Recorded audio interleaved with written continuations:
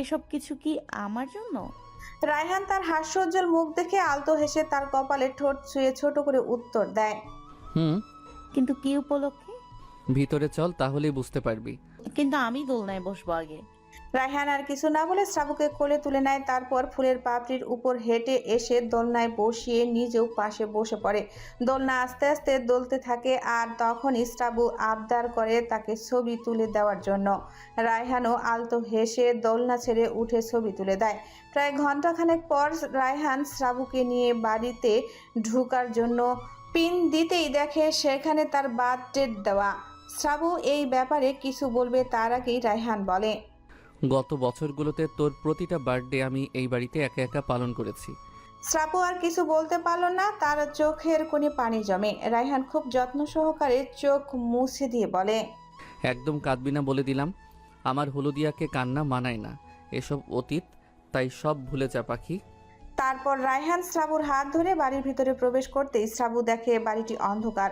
প্রশ্নবিদ্ধ চোখে রায়হানের দিকে তাকাতেই রায়হান মৃদু হেসে তুড়ি বাজায় আর সাথে সাথে পুরো বাড়ি আলোকিত হয়ে যায়।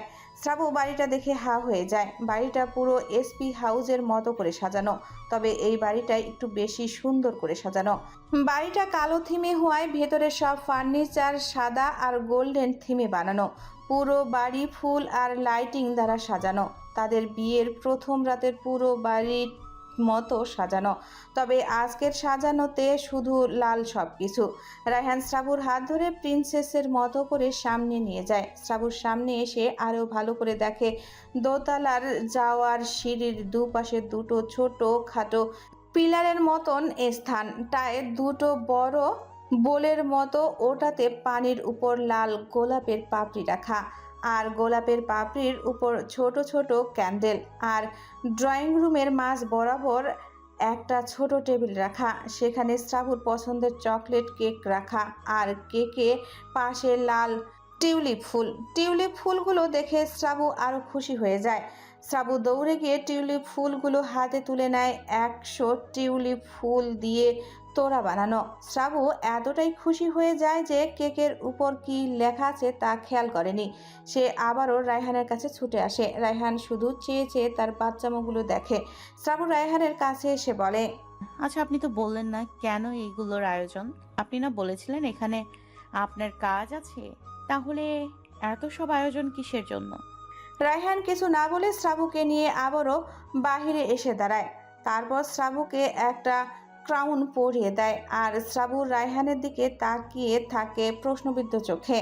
রায়হান শ্রাবুর দিকে তাকিয়ে হাতের ইশারায় শ্রাবুকে আকাশে তাকাতে বলে। শ্রাবু চোখ ঘুরিয়ে আকাশে তাকানোর সাথে সাথেই আকাশে স্কাইটিং ফ্লোয়ার্স ব্লাস্ট করে উঠে 6 ইয়ার অ্যান্ড 1 মান্থ অ্যানিভার্সিটি। শ্রাবু সেটা দেখে অবাক হয়ে যায়। তার মানে রায়হান ভুলেনি, তার মনে আছে আজকের কথা, তাই এসব আয়োজন। তার ভাবনার মাঝে আবারও স্প্রে ফ্লোয়ার বাস্ট করে, যেগুলো আকাশে বাস্ট হয়ে লাভ আর স্টার শেপ হয়ে যায়। তার কিছুক্ষণ পর আবার ইমেজ ফ্লোয়ার্স হয়, যেটা আকাশে বাস্ট হয়ে ভেসে উঠে শ্রাবুর হাস্যোজ্জ্বল মুখ। এভাবে আরও আতশবাজি ফুটছে সাথে।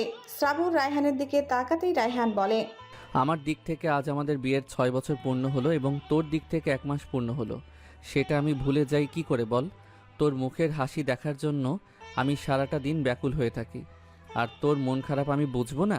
শ্রাবু আর কিছু না শুনে রায়হানকে জড়িয়ে ধরে। আজ তার চোখে পানি নেই, আছে শুধু ঠোঁটে তৃপ্তির হাসি। রায়হান শ্রাবুকে ভেতরে এসে কেকের সামনে দাঁড় করায়। তারপর দুজনে মিলে কেক কেটে অ্যানিভার্সিটি সেলিব্রেট করে। তারপর রায়হান শ্রাবুকে একটা নেকলেস দেয় লাল ডায়মন্ডের, বাংলাদেশি টাকায় ৭৬ লাখ টাকার বানানোর নেকলেস। তারপর রায়হান শ্রাবুকে নিয়ে যায় ডাইনিং টেবিলে। সে আগেই ডাইনিং টেবিল, নিজ হাতে রান্না করা শ্রাবুর পছন্দের ফ্রাইড রাইস, চিকেন স্টক, তারপর মেক্সিকান খাবার, টাকোস, বুরিটো, ইতালিয়ান খাবার, লাসানিয়া, রিজোটো, চাইনিজ খাবার, চিকেন মাঞ্চুরিয়ান, জাপানিজ খাবার, তেরিয়াকি চিকেন, টেম্পুরা আর বিভিন্ন রকমের আইটেম সাজিয়ে রাখে। এত সব আইটেম দেখে শ্রাবুর চক্ষু চড়ক গাছ। সে রায়হানের দিকে তাকিয়ে বলে, আপনি তো সারাদিন অফিসে ছিলেন, তাহলে এগুলো কখন করলেন? শ্রাবুর কথায় রায়হান আলতো হেসে বলে, আজ আমি অফিসে যাইনি। রাজ সব কাজ করে নিয়েছে। তোকে সারপ্রাইজ দিব বলেই আজ সকাল থেকে এখানে এসে সব করেছি। শ্রাবু আর কিছু না বলে চেয়ার টেনে বসে পড়ে আর রায়হান তাকে সব সার্ভ করে শ্রাবু তৃপ্তি নিয়ে খায়। এটা প্রথমবার নয় যে রায়হান তাকে রান্না করে খাওয়াচ্ছে। এসপি হাউসে চলে আসার পরই রায়হান নিজ হাতে রান্না করে খাইয়েছে অনেকবার। যখনই রায়হান সময় পায় তখনই শ্রাবুকে নিজ হাতে বিভিন্ন দেশের বিভিন্ন আইটেম রান্না করে খাওয়ায়। শ্রাবু একবার যখন জিজ্ঞেস করেছিল, আপনি এসব শিখলেন কোথা থেকে, তখন রায়হান বলেছিল সে এসব আগে কখনোই রান্না করেনি বা শিখেনি। সে রেসিপির বই কিনে এনেছে আর সেগুলো দেখে দেখেই রান্না করে। আর আশ্চর্যের বিষয়, তার প্রথম করা রান্নাগুলো এতটাই সুস্বাদু হয় যে যে খাবে সেই বলবে পাক্কা হাতের রান্না। শ্রাবুর খাওয়া শেষ হতেই রায়হান তার হাতে আইসক্রিম দিয়ে নিজেও খেতে বসে। তারপর খাওয়া শেষ হতেই রায়হান শ্রাবুকে মেডিসিন খাইয়ে দেয়। শ্রাবুকে মেডিসিন খাওয়ানো হলে সোফায় বসিয়ে রেখে সে ড্রয়িং রুমের মাঝখান থেকে টেবিলটা সরিয়ে ফেলে। তারপর সে ড্রয়িং রুমের মাঝে দাঁড়িয়ে শ্রাবুর দিকে তাকিয়ে হাত বাড়িয়ে বলে, princess, will you dance with me? Srabu তখন আইসক্রিম খাচ্ছিল। রায়হানের কথাটা শোনা মাত্রই আইসক্রিম রেখে সোফা ছেড়ে উঠে এসে রায়হানের হাতের উপর হাত রেখে বলে, ইয়েস মাই প্রিন্স। শ্রাবু সম্মতি দিতেই রায়হান হাতে থাকা রিমোটটায় চাপ দিয়ে সাউন্ড সিস্টেমে গান চালিয়ে দেয়। গানের সাথে সাথে রায়হান ঠোঁট মিলিয়ে গাইতে থাকে আর নাচতে থাকে, একদম শ্রাবুকে নিজের সাথে মিশিয়ে গানের লাইনগুলো গায়। कैसे कहूँ इश्क में तेरे, कितना हूँ बेताब में, आंखों से आंखें मिला के चुरा लूँ तेरे ख्वाब में। গানের রিলিক্স শেষ হলে মিউজিকের সাথে শ্রাবু রায়হানের দিকে তাকিয়ে বলে, আপনি সবসময় এই গানটাই কেন চুজ করেন? আরো অনেক গানই তো আছে। রায়হান শ্রাবুর কথা শুনে নেশালো কণ্ঠে বলে, আমার তোর সাথে থাকলে এই গানটাই পারফেক্ট মনে হয়, তাই এটাই সবসময় চুজ করি।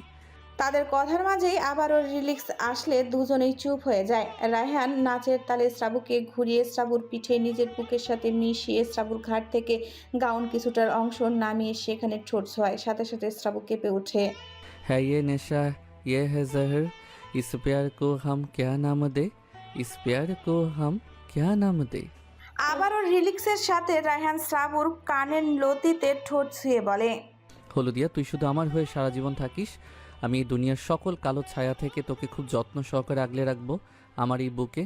তারপর আর কিছু না বলে রায়হান শ্রাবুকে নিজের দিকে ঘুরিয়ে তার পুরুষালী রুক্ষ ঠোঁট শ্রাবুর নরম ঠোঁটে ডুবিয়ে দেয়।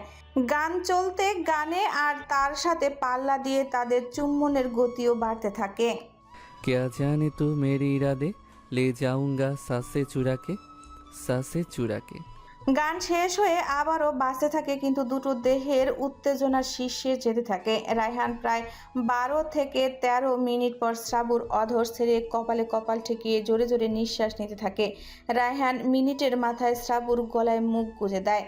তার হাত বিচরণ করতে শুরু করে শ্রাবুর শরীরের নিষিদ্ধ স্থানগুলোতে। রায়হান আবারও এক ঝটকায় শ্রাবুকে ঘুরিয়ে তার গাউনের চেন একটানে খুলে ফেলে। চেন খুলতেই শ্রাবুর হলুদ ফর্সা পিঠ উন্মুক্ত হয়ে যায়। শ্রাবুর ক্ষণে ক্ষণে কেঁপে ওঠে। রায়হান শ্রাবুর ঘন কালো চুলগুলো সরিয়ে পিঠের ঠোঁট বোলায়। এক হাতে নিজের শার্টের বোতাম খুলতে খুলতে আর এক হাতে শ্রাবুর অন্তরস্থানের ফিতা খুলে দেয়। তারপর টেনে নিজের শার্ট খুলে দূরে ফিক্কে মেরে ফেলে দেয় আর দু হাতে শ্রাবুর গাউন খুলে ফেলে। শ্রাবু জোরে জোরে শ্বাস নেওয়ায় বুক উঠানামা করছে। রায়হান তাকে কোলে তুলে নিয়ে ডাইনিং টেবিলের উপরে বসিয়ে দেয়। তারপর শ্রাবুর গলায় কিস করতে করতে বুকে নেমে আসে। শ্রাবুর বুকের নরম মাংসের রায়হানের মুখ বুঝতেই শ্রাবু আরও বেশি কেঁপে উঠে রায়হানের মাথার চুল খামচে ধরে। এতে যেন রায়হান আরও বেশি বেসামাল হয়ে যায়। শ্রাবুর রায়হানের বেসামাল স্পর্শগুলোতে তাল সামলাতে না পেরে ডাইনিং টেবিলের উপরে শুয়ে পড়ে। রায়হান শ্রাবুর উদরে ছোট ছোট চুমু এঁকে দিতে থাকে। তারপর নাভির মাঝে এসে জিভ দিয়ে লেহেন করতেই শ্রাবু আরও বেসামাল হয়ে যায়। কাচের ডাইনিং টেবিলের উপর শুয়ে থেকেই ছটফট করতে থাকে শ্রাবু। রায়হান তার সেই বেসামাল অবস্থা দেখে আরও উদ্গ্রীব হয়ে ওঠে। নিজের পুরুষত্ব জেগে ওঠে দ্বিগুণ হারে। সময় পেরিয়ে যেতে থাকে আর দুটো দেহের পবিত্র মিলনের মিলিত হতে থাকে। গভীর থেকে গভীর হয়ে তাদের মিলন। তাদের মাঝে নেই একটা সুতো ফেলার জায়গা, এতটাই ঘনিষ্ঠ হয়ে আছে দুজনার সাথে। হঠাৎ কিছু একটা আজ করতে পেরেই রায়হান সেই অবস্থায় শ্রাবুকে কোলে তুলে নেয়। আকস্মিক ঘটনায় শ্রাবু দু পা দিয়ে রায়হানের কোমর জড়িয়ে ধরে। আর এদিকে তাদের এমন মিলন মুহূর্ত সহ্য করতে না পেরে বেচারা ডাইনিং টেবিল কাঁচ ঝরঝর করে ভেঙে পড়ে। তবে তাদের দুজনের সেদিকে কোনো খেয়াল নেই, তারা মেতে আছে দুজনাতে। রায়হান শ্রাবুকে নিয়ে ড্রয়িং রুমের ফ্লোরেই। থাক, আর কিছু কমু না, আমার শরম করে। প্রায় রাত 4টার দিকে ক্লান্ত হয়ে রায়হান শ্রাবুকে ছেড়ে ড্রয়িং রুমের ফ্লোরে শুয়ে পড়ে। শ্রাবুর শরীর ব্যথায় কুঁকড়ে যায়। তার উপর ঠান্ডা ফ্লোরে শুয়ে থাকার কারণে শরীরের রায়হানের দেওয়া ক্ষতগুলো জ্বলছে ভীষণ। তাই সে রায়হানের বুকে আশ্রয় নেয়। রায়হানের নিজের পিঠও জ্বলছে, কারণ শ্রাবুর নখের আঁচড়ে তার পিঠ দাগ হয়ে গেছে। তবুও শ্রাবুকে কিছু বলল না, বরং তাকে আরো শক্ত করে নিজের বুকের মাঝে জড়িয়ে ধরে রাখলো। তাদের শরীরে একটা সুতোও নেই। ঠান্ডায় তাদের শরীর জমে যাওয়ার উপক্রম। শ্রাবুরও শরীর দুর্বল হওয়ায় বারবার নেতিয়ে পড়েছে। মিনিট 20 পর রায়হান শ্রাবুকে কোলে নিয়ে উপরে নিজের রুমে চলে যায় পবিত্র হতে। আর কিছুক্ষণ পর আজান পড়বে, তাই পবিত্র হয়ে নামাজ পড়বে। তাই রায়হান বেশি দেরি করলো না। সেদিনের পর কেটে গেল আরো 2 মাস। তাদের জীবন এখন বেশ সুখময়। এর মধ্যে হৃদয় এসে 3 দিন থেকে আবারও চলে গেছে বাংলাদেশে। আর রাজ আর মিতুরও বিয়ে হয়েছে আজ 1 মাস হলো। তারাও বেশ সুখে আছে। আজ রাতে লিসান মারিন সুইজারল্যান্ড থেকে ব্যাক করবে। তাই আজ শ্রাবু নিজ হাতে সব রান্না করছে পাপার জন্য। রায়হান নিষেধ করেছিল, তবুও শুনেনি। এদিকে হ্যারিও উত পেতে আছে শ্রাবুকে একটাবার দেখার। সে যতবারই শ্রাবুকে দেখা হয় পেছন থেকে, না হলে সাইড থেকে, এতেই যেন তার মনে বসন্তের কোকিল ডাক দিয়েছে। সে শ্রাবুর মুখ না দেখেই তার দেওয়ানা হয়ে গেছে। সে যতবারই শ্রাবুর মুখটা দেখতে চেয়েছে ততবারই ব্যর্থ হয়েছে। সে তার ড্যাড হ্যাভেন স্যালনকে জানিয়েছে তার মিস্টার আর.এস প্রাণভোমরাকে চাই। এতে যা হবার হবে, তবুও তাকে তার চাই। ছেলের কথা শুনে হ্যাভেন ভয়ে শিউরে উঠে বারবার তাকে বলেছিল মিস্টার আর.সি সব মেনে নিলেও তার ওয়াইফ আর তার পাপার দিকে চোখ তুলে কারো তাকানো সহ্য করবে না। হ্যারির একটা ভুলের কারণে তার প্রাণ সংশয় হবে, কিন্তু হ্যারি নাছোড়বান্দা। সে কারো কথা শোনার মানুষ না। তার মিস্টার আর.সির ওয়াইফকে চাই মানে চাই। ওই মেয়ের মুখ না দেখেই সে ভালোবেসে ফেলেছে। তার ঘন কানো চুল, সাইডে থেকে তার হাসি মাখা গাল দেখেই সে মিস্টার আর.সির ওয়াইফের উপর ফিদা হয়ে গেছে। তাই যে কোনো মূল্যেই তাকে তার চাই। রায়হান বাড়ি ফিরছে রাত 8টায়। 9টায় এয়ারপোর্টে যাবে লিসান মারিনকে আনতে। রায়হান বাড়ি ফিরে এসে দেখে শ্রাবু ড্রয়িং রুমের সোফায় বসে টিভি দেখছে, আর তার সামনে সেন্টার টেবিলে আইসক্রিম আর চকলেট রাখা। সে একটার পর একটা খেয়ে যাচ্ছে আর টিভিতে কার্টুন দেখছে। এটা নতুন কিছু নয়, এটা শ্রাবুর রোজকার অভ্যাস। রায়হান যতক্ষণ বাড়ি না আসবে ততক্ষণ সে টিভি দেখবে আর এটা সেটা খাবে। রায়হান ঠোঁটে হাসি রেখেই এগিয়ে এসে শ্রাবুর সামনে যেয়ে বলে, হাট, প্রতিদিন এত আইসক্রিম খেলে তো তোর শ্বাসকষ্টটা বেড়ে যাবে। রায়হানের কথায় শ্রাবু আইসক্রিমের চামচ মুখে তুলে, তারপর চামচ মুখ থেকে বের করে আইসক্রিম মুখে রেখেই রায়হানের দিকে তাকিয়ে বলে, কিছু হবে না। হলে তখন কি করবি?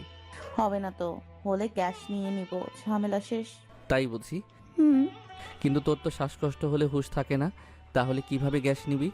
আরে সমস্যা নেই, আপনি আছেন না। রায়হান আর কিছু বলে না, কারণ সে জানে শ্রাবুকে কিছু বললেও লাভ হবে না। সে যতই শ্রাবুকে না করবে, শ্রাবু আরও তত বেশি খাবে। রায়হান সবসময় শ্রাবুর জন্য কিচেনে, রুমের ফ্রিজে আইসক্রিম, চকলেট, কেক এনে ভরে রাখে, যাতে তার হলুদিয়া যখন ইচ্ছে তখনই খেতে পারে। রায়হান শ্রাবুর কপালে চুমু খেয়ে সিঁড়ি বেয়ে উপরে যেতে যেতে বলে, আমি শাওয়ার নিয়ে আসছি, পাপাকে আনতে যাব, তোকেও নিয়ে যাব। আচ্ছা ঠিক আছে, আমি এখানে আছি। কথাটা বলে শ্রাবু আবারও টিভিতে মনোযোগ দেয়। এক হাতে আইসক্রিম আর এক হাতে চকলেট রেখে খেতে খেতে টিভি দেখে।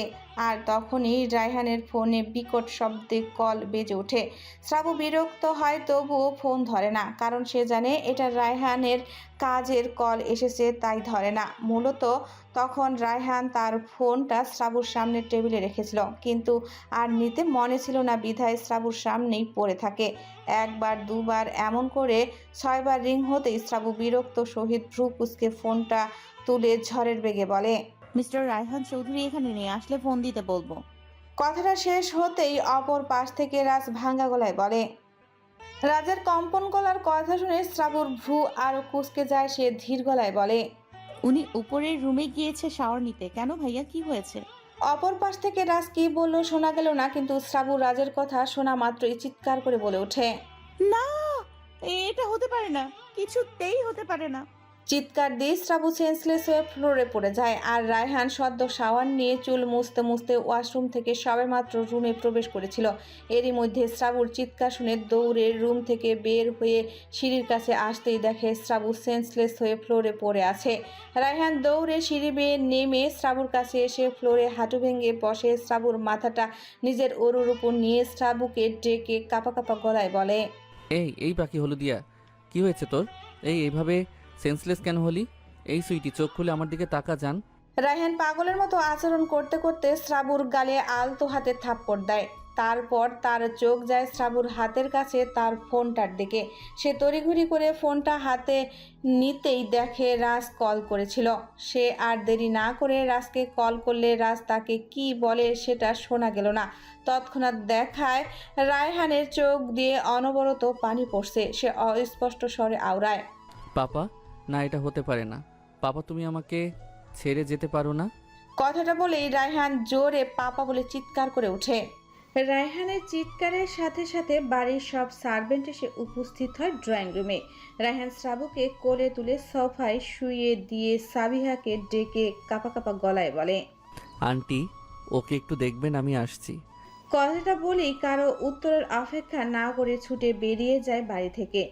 বাহিরে এসে দেখে পোর্স নিয়ে হাই স্পিডে এক হাতে গাড়ি চালাতে থাকে আর অপর হাতে রাজকে আবারও ফোন করে বলে।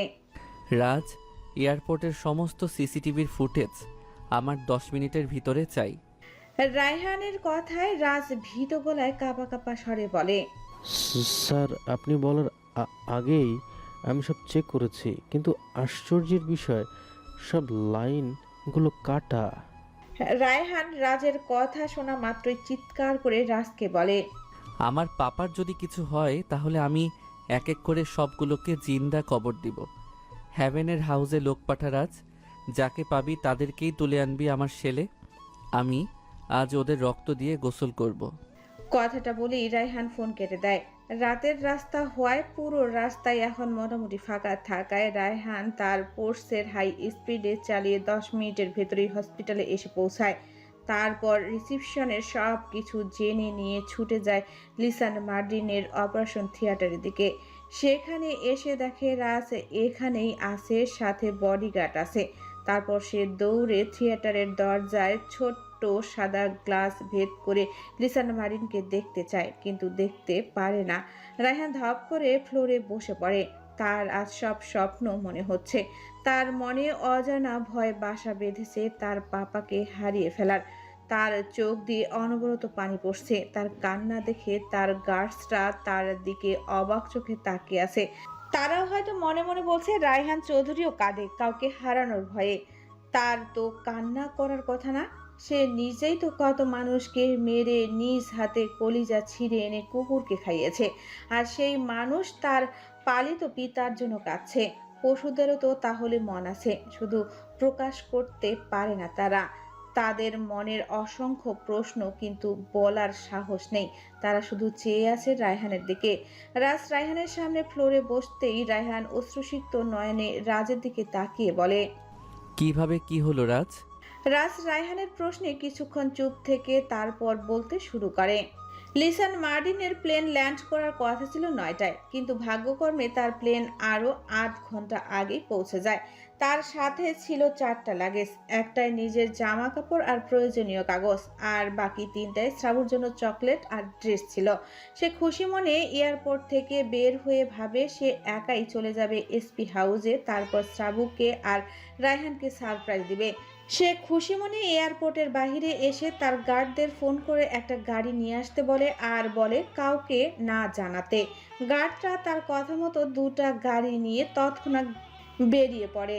আর লিসান মার্টিন এয়ারপোর্টের বাইরে দাঁড়িয়ে অপেক্ষা করতে থাকে। প্রায় 20 মিনিট পর গাড়ি এসে দাঁড়ায় লিসান মার্টিনের থেকে দূরে।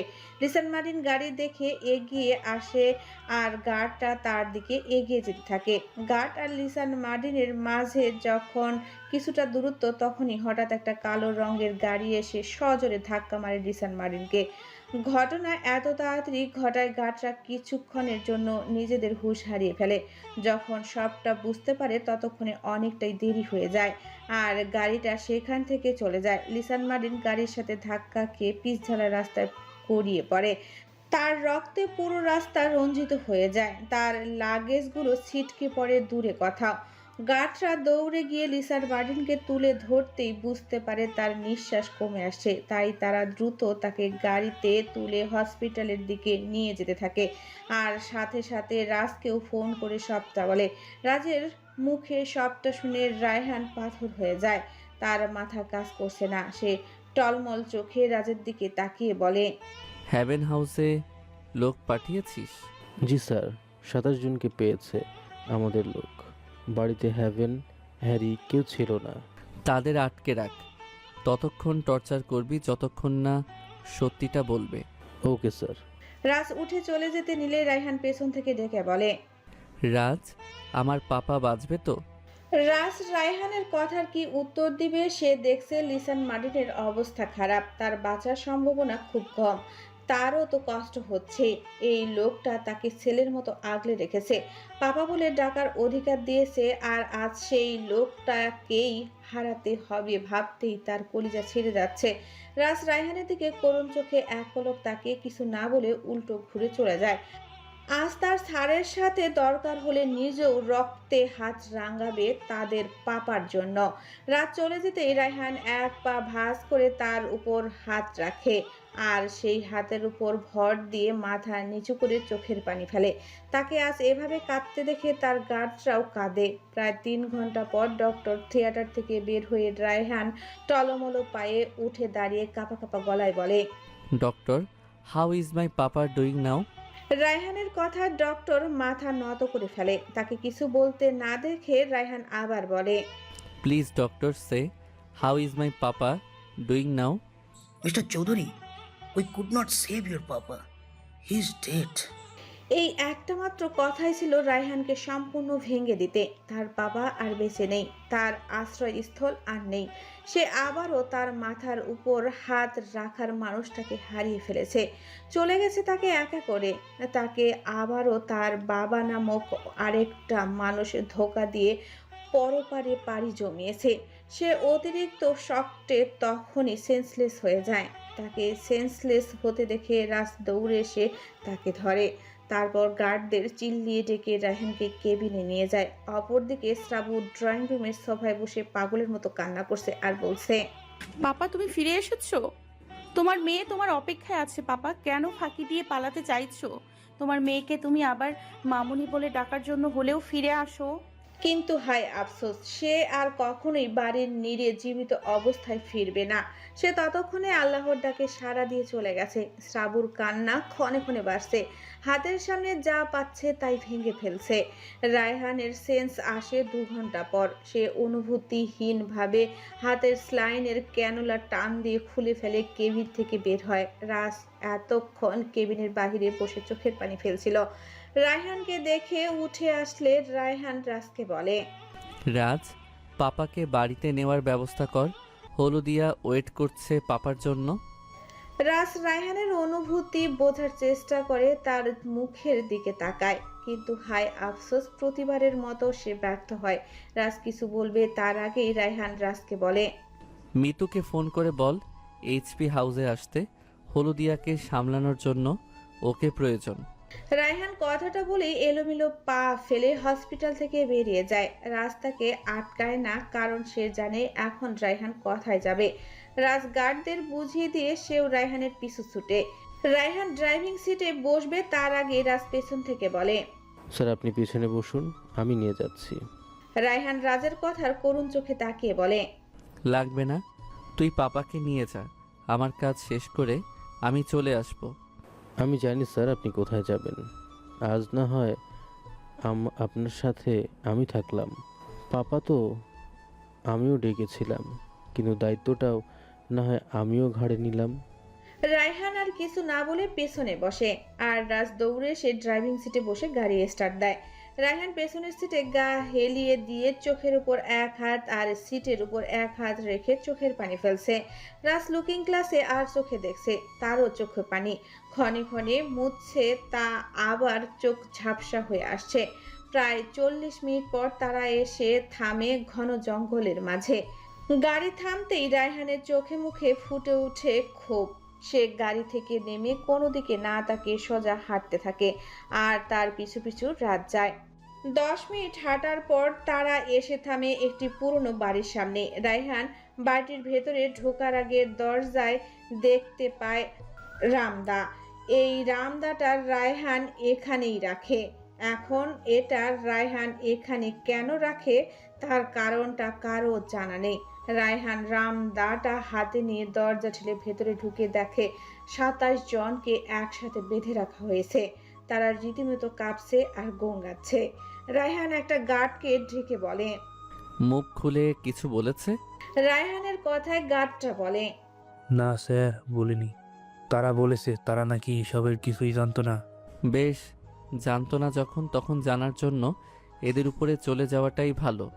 কথাটা বলেই রায়হান হাতের রামদা দিয়ে এক এক করে 27 জনের গলায় চালিয়ে দেয়। এতে তার একটুকু হাত কাঁপেনি, তার পুরো শরীরের রক্তে ভেজে গেছে, গা চুয়ে রক্ত পড়ছে। তখন 27 জনের গলায় রামদা চালানোর সময় বেখেয়ালি তার হাতও অনেকটা কেটে যায়। রাত সেটা দেখে দৌড়ে এসে তার হাত ধরতে চাইলে সে হাতটা সরিয়ে লাশগুলোর সামনে হাঁটু গেড়ে বসে চিৎকার করে বলে, আল্লাহ, আমার পাপাকে কেন তুমি আমার থেকে কেড়ে নিলে? আল্লাহ, আমার জীবনটাকে কেন এত নরকে পরিণত করলে? আল্লাহ, আমার বুকের ব্যথা আমি কাকে দেখাবো? আল্লাহ, তুমি আমার পাপাকে আরেকটা বার ফিরিয়ে দাও। তোমার এই পাপী বান্দা তোমার দরবারে হাত তুলেছে। আল্লাহ, আল্লাহ গো, আমার পাপাকে তুমি ফিরিয়ে দাও। রায়হান কথাগুলো বলতে বলতে চিৎকার করে বাচ্চাদের মতো কান্না করতে থাকে, আর তার এমন কান্না দেখে গার্ডরাও নিঃশব্দে চোখের পানি ফেলছে। তারা তো নিজ চোখে দেখেছে রায়হান তার পাপাকে কতটা ভালোবাসে। তার এক দুনিয়ায় পাপা আর শ্রাবু আরেক দুনিয়ায় বাকি সব। আজ তার আহাজারিতে আকাশ বাতাসও যেন নিস্তব্ধ হয়ে আছে। রাজ এগিয়ে এসে বলে, স্যার, হাত কেটে গেছে, ব্যথা করছে নিশ্চয়ই, ব্যান্ডেজ করে দেই। রায়হান এক পলক হাতের দিকে তাকিয়ে তাচ্ছিল্য হেসে বলে, আমার বুকের ব্যথা থেকে এই ব্যথা কি বেশি কষ্টের রাজ? আমার পাপা আমাকে ছেড়ে চলে গেছে রাজ। আমার পাপা আর আমাকে ভালোবাসবে না, আমার জন্য আর মধ্যরাত পর্যন্ত অপেক্ষা করে বসে থাকবে না। আমি অসুস্থ হলে রাত জেগে নামাজ পড়ে আল্লাহর কাছে আমার সুস্থতা কামনা করবে না রাজ। আমার পাপা আর আমাকে রায়হান বলে ডাকবে না। আমি এই ব্যথা কিভাবে সারাবো রাজ? আমার পাপা আমাকে ফাঁকি দিল, সে একটাবার ভাবলো না তার ছেলেটা তাকে ছাড়া নিঃস্ব।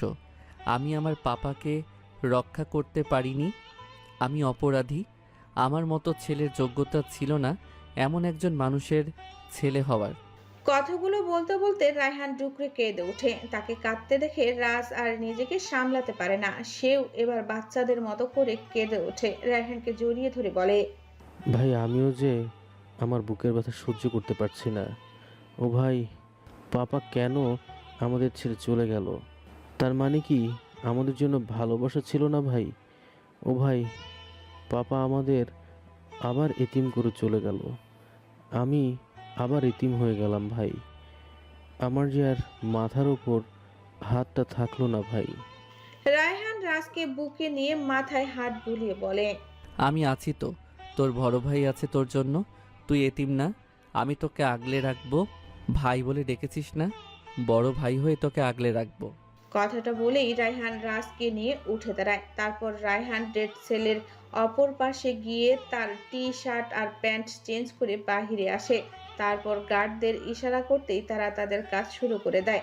জঙ্গল থেকে বেরিয়ে রায়হান গাড়ির সামনে এসে রায়হান ড্রাইভিং সিটে আর রাজ তার পাশের সিটে বসে জানালায় মাথা হেলিয়ে দিয়ে নীরবে চোখের পানি ফেলে। আর রায়হান অনুভূতি শূন্য চোখের সামনের দিকে তাকিয়ে গাড়ি চালাতে থাকে। তার হাত দিয়ে তখনও দরদর করে রক্ত পড়ছে, চোখগুলো অসম্ভব লাল। এই লাল বর্ণ চোখের ভাষা বোঝার সাধ্য কারণেই সব কিছু ভাঙ্গার শব্দ হয়, তাহলে মন ভাঙ্গার শব্দ কেন হয় না? আর হলেও কেন মানুষ সেটা শোনে না? রাত 3টায় রায়হান পড়ছে এসে থামে এসপি হাউসের সামনে। গাড়ির সামনে অ্যাম্বুলেন্স। রায়হান এক পলক অ্যাম্বুলেন্সের দিকে তাকিয়ে টলমল পায়ে বাড়ির ভেতরে ঢুকে দেখে সামিয়া মিতু দাঁড়িয়ে দাঁড়িয়ে কাঁদছে। বাকি সার্ভেন্টরা দূরে দাঁড়িয়ে নিঃশব্দে চোখের পানি ফেলছে। শ্রাবু সোফায় শুয়ে আছে। রায়হান ধীর কদমে শ্রাবুর সামনে গিয়ে ফ্লোরে ধপ করে বসে মিতুকে উদ্দেশ্য করে বলে,